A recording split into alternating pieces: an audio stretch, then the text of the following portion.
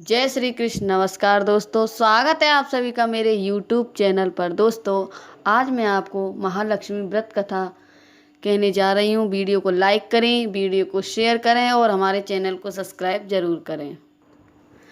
भाद्रपद के शुक्ल पक्ष की अष्टमी तिथि से महालक्ष्मी व्रत की शुरुआत हो जाती है। इस दिन से धन की देवी लक्ष्मी को समर्पित ये पर्व 16 दिन तक मनाया जाता है। माँ लक्ष्मी को प्रसन्न करने के लिए महिलाएं 16 दिन तक व्रत रखकर विधि विधान से धन की देवी की आराधना करती हैं। कहते ही देवी लक्ष्मी जिस पर प्रसन्न हो जाए उसके वारे न्यारे हो जाते हैं। लक्ष्मी की कृपा से धन के भंडार भर जाते हैं। एक समय धर्मराज युधिष्ठिर भगवान श्री कृष्ण से बोले, हे पुरुषोत्तम, खोए हुए मान सम्मान की पुण्य प्राप्ति कराने वाला और पुत्र आयु सर्वेश तथा मनवांचित फल को देने वाला कोई एक वृत्तांत मुझसे कहिए। श्री कृष्ण जी ने युधिष्ठिर से कहा, सतयुग के आरंभ में जब दैत्यराज वृत्तासुर ने देवताओं को स्वर्ग लोक में प्रवेश किया था, तब यही प्रह इंद्र ने नारद मुनि से किया था।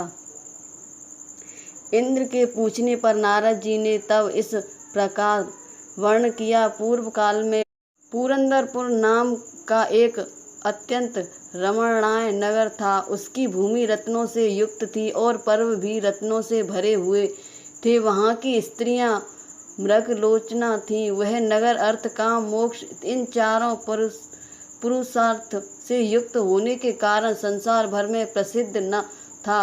नगर की कारीगरी में विश्वकर्मा भी अपना सिर हिलाया करते थे। उस नगर में मंगल सेन नाम का राजा राज्य करता था। उसके दो चिल्ल देवी और चोला देवी की रूपवती रानियां थीं। एक समय राजा मंगल अपनी रानी चोला देवी के साथ मकान के शिखर पर बैठा था। वहां से उसकी दृष्टि समुद्र के जल के घिरे हुए एक स्थान पर पड़ी। उस जगह को देखकर राजा अति प्रसन्न हुआ और अपनी रानी से बोला, चंचला की मैं उस स्थान पर तुम्हारे लिए एक परम मनोहर उद्यान बनवाऊंगा। देखना, उस उद्यान इंद्र के नंदन वन को भी उजाले वाला होगा। राजा के ऐसे वाक्य को सुनकर रानी ने कहा, हे कांत, ऐसा ही कीजिए। राजा ने अपनी विचार के अनुसार उसी स्थान पर एक सुंदर बगीचा बनवा दिया। वह बगीचा थोड़े दिनों में ही अनेक वृक्ष, लताओं, फूलों और पक्षी गृहों को प्रसन्न हो गया। एक समय उस उद्यान में मेघ तुल्य काला और रक्तवर्ण तथा चंचल नेत्रों से युक्त शुकर घुस आया। उसने आकर वृक्षों को तोड़ डाला और उस उद्यान को चौपट कर दिया। यही नहीं, उस सुगर ने बगीचे की कई रखवालों को भी मार डाला। तब उद्यान के रक्षक उसके भय से भयभीत होकर राजा के पास गए और सब हाल कह सुनाया। अपने परम स्नेह उद्यान के उजड़ने की बात सुनकर राजा के नेत्र क्रोध से लाल हो गए। राजा ने अपनी सेना को आज्ञा दी कि शीघ्र ही जाकर उस सुगर को मार डालो। यही नहीं, राजा स्वयं भी एक मत वाले हाथी पर सवार होकर उद्यान की ओर चल पड़ा। उसकी सेना पृथ्वी को हिलाती तथा रथों की शीघ्र गति से उत्पन्न पवन से पर्वतों को कपा रही थी। शब्द उच्चार से दिशाओं को कुंजता हुआ राजा बोला, यदि किसी सिपाही के बगल से यह सुगर निकल जाएगा तो मैं उस सिपाही को सिर शत्रु की भांति काट डालूंगा। राजा के ऐसे वचन सुनकर वह सुगर जिस मार्ग से राजा स्वयं खड़ा था उसी मार्ग से मनुष्य को विदीर्ण करता हुआ निकल गया। राजा अपने घोड़े को मारता ही रह गया। राजा लज्जत से प्रसिद्ध होकर उस सुगर का पीछा करते करते सिंहवादों से युक्त घोर वन में जा निकला। निधान सुगर ने मुंह भेड़ उसी हुई मूढ़ भेड़ हुई और राजा ने अपने बाण से उसे भेद दिया। बाण के लगते ही सुगर अपने शरीर को छोड़कर दिव्य गंधर्व रूप में आ गया और विमान पर चढ़कर स्वर्ग को जाने लगा। गंधर्व ने राजा से कहा, हे महिपाल, आपका कल्याण हो। आपने मुझे सुगर योनि से छुड़ाया, बड़ी कृपा की। त्रिरथ नाम का गंधर्व हूँ। एक समय जब ब्रह्मा जी देवताओं के बीच बैठे हुए मेरा गायन सुन रहे थे, तब मुझसे ताल स्वर की भूल हो जाने से वे रुष्ट हो गए थे। उन्होंने रुष्ट होकर मुझे श्राप दिया था, तू पृथ्वी पर सूगर हुआ। जिस समय राजा मंगल तुझे अपने हाथों से मारेगा, तब तेरी सूगर योनि से मुक्ति होगी। तो आज वह श्राप आज पूरा हुआ है। हे राजन, मैं आपके कृत्य से प्रसन्न हूँ। आप भविष्य में महालक्ष्मी व्रत करके सार्वभौम राजा हो जाओगे, ऐसा मेरा आशीर्वाद है। नारद जी कहने लगे और वह चित्ररथ गंधर्व राजा मंगल को ऐसा आशीर्वाद देकर अंतर्ध्यान हो गए। राजा जो ही वहाँ से अपने नगर के लिए चलने को हुआ, त्यों ही उसे एक ब्राह्मण दिखाई दिया। राजा ने ब्राह्मण से प्रश्न किया कि हे देवता, आप कौन हैं?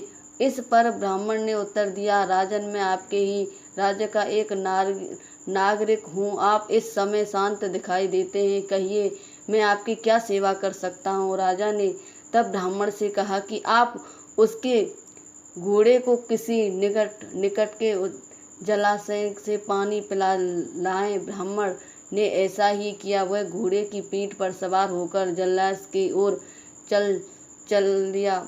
वटुक जलाशय के निकट पहुंचकर देखता है कि वह दिव्य वस्त्र और अलंकार पहने हुए बहुत सी स्त्रियां कोई कथा कह रही है। तदनंतर वह भट्टू भी उन स्त्रियों के पास जाकर अपना परिचय देने नाना प्रकार के प्रश्न करने लगा। हे स्त्रियों, आप यहाँ भक्त भाव से क्या कर रही हैं? इसकी क्या विधि है?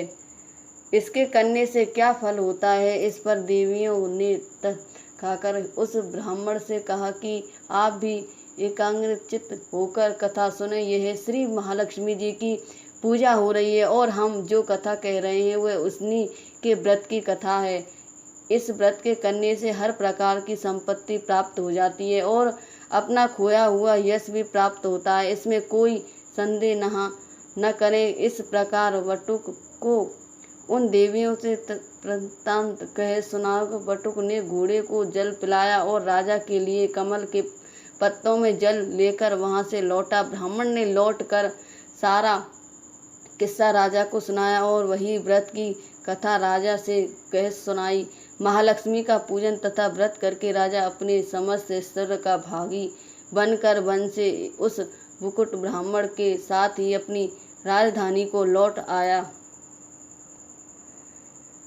सबसे पहले राजा अपने मित्र ब्राह्मण के साथ अपनी बड़ी रानी चोला देवी के महल में जाता है। रानी ने जब राजा के दाहिने हाथ में व्रत का बांधा हुआ डोरा देखा तो वह राजा से रुष्ट हो जाती है। वन में यह डोरा किसी अन्य स्त्री ने राजा को बांध दिया है, ऐसा विचार कर चोला देवी ने राजा के हाथ से वह डोरा तोड़कर धरती पर फेंक दिया। उसी समय छोटी रानी चिल्ला देवी भी वहां आ पहुंची। वह उस डोरे को उठा लेती है और आप ही खड़े वटु ब्राह्मण से उस डोरे का संपूर्ण रहस्य जान लेती है। दूसरे वर्ष तक महालक्ष्मी व्रत का दिन आता है। तब राजा अपने हाथ में डोरे को देखते हैं तो चिल्ला देवी के महल में पूजा आदि का संदेश पाकर पहुंच जाते हैं।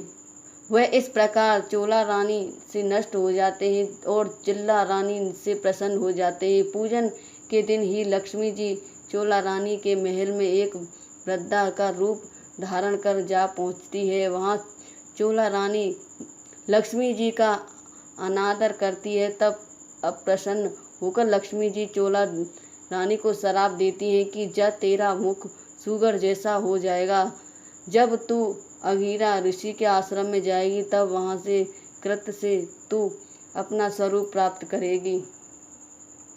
इसके बाद लक्ष्मी जी चिल्ला रानी से महल में आ गई। वहां रानी उनका बड़ा आदर किया। प्रसन्न होकर लक्ष्मी जी चिल्ला रानी से कहा, रानी, मैं तेरे पूजन तथा आदर सत्कार से प्रसन्न हूँ, तू वर मांग। तब रानी ने प्रार्थना करते हुए कहा, हे देवी, जो भी तुम्हारे इस व्रत को करे उसके घर में तुम सदा निवास किया करो। जो आपके इस व्रत की कथा श्रवण करे और पढ़े उसकी सभी मनोकामना को पूरी किया करो।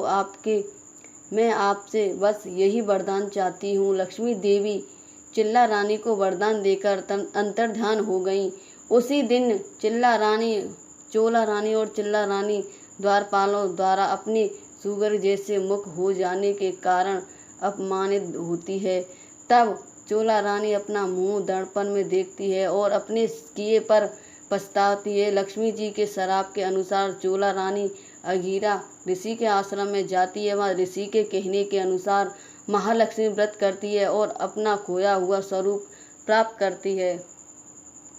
ऋषि के आग्रह के राजा मंगला अपनी रानी को ग्रहण करता है। इस प्रकार राजा मंगलसेन अपनी दोनों रानियों सहित बहुत प्रभुत्व राज्य सुख भोगता रहता है। वो अपने समय का चक्रवर्ती राजा माना जाने लगा।